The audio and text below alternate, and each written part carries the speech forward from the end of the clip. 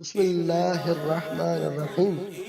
امیر تبلیغ اسلامی کی مایہ ناز تحریر غوث پاک کا گھرانہ سے 10واں درس۔ حضور غوث پاک کی زندگی کا ایک بڑا حصہ حصول علم دین، درس و تدریس اور ریاضت و مجاہدہ میں گزرا۔ جب آپ کی عمر مبارک 51 برس سے زائد ہو گئی تو آپ نے اپنی ازدواجی زندگی کا آغاز فرمایا۔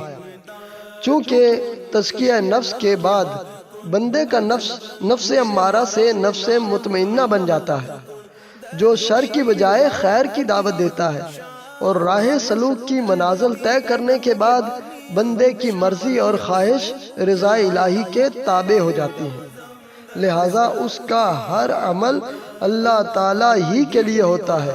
چنانچہ مقام غوثیت و قطبیت پر فائز ہونے کے بعد جب آپ نے اپنی ازدواجی زندگی کا آغاز فرمایا تو وہ محض رضا الہی اور اتباع سنت کے لیے تھا، نہ کہ نفسانی خواہش کی تکمیل کے لیے۔ چنانچہ سلسلہ سہروردیہ کے امام سیدنا شیخ شہاب الدین عمر سہروردی اپنی کتاب عوارف المعارف میں بیان فرماتے ہیں کہ سیدنا شیخ عبد القادر جیلانی رحمۃ اللہ علیہ سے کسی نے پوچھا کہ آپ نے نکاح کیوں فرمایا؟ تو آپ نے ارشاد فرمایا، بے شک میں تو نکاح نہیں کرتا تھا، مگر رسول اللہ صلی اللہ علیہ وآلہ وسلم نے مجھ سے فرمایا کہ تم نکاح کرو۔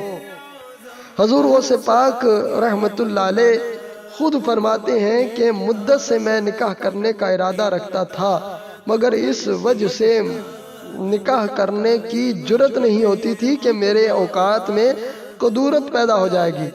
یوں عرصہ تک میں اپنے اس ارادے سے باز رہا، مگر پھر بھی کہاں تک، کل امر ہونا باوقاتہا، ہر معاملہ اپنے وقت پر آسان کر دیا گیا ہے۔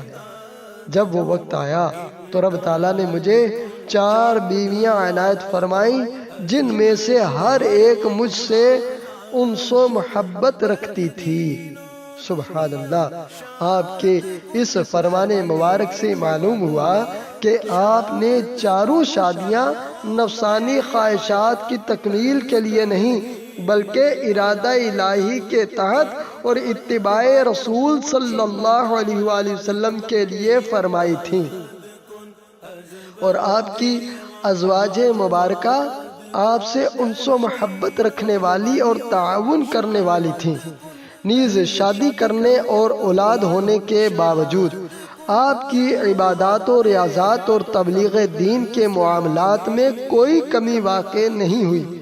نیز آپ نے اپنی اولاد کی تعلیم و تربیت اور حقوق العباد کی ادائیگی میں بھی کوئی کمی واقع نہیں ہونے دی۔ اللہ تعالیٰ نے آپ کی ازواج مبارکہ کو آپ کے فیوز و برکات سے فیض یاب فرمایا۔ چنانچہ آپ کی 4 ازواج مبارکہ اخلاق حسنہ کی پیکر تھیں، عبادت و ریاضت سے کمال شغف رکھتی تھیں، صبر و قناعت اور اوصاف حمیدہ سے بہرہ مند تھیں۔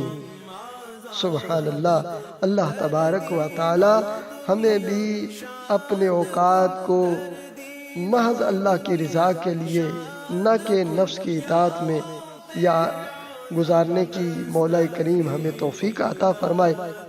انشاءاللہ تعالی 11ویں درس جو آخری اس تحریر کا درس ہے، اس میں اولاد اور آپ کے نسب سے متعلق معلومات حاصل کریں گے۔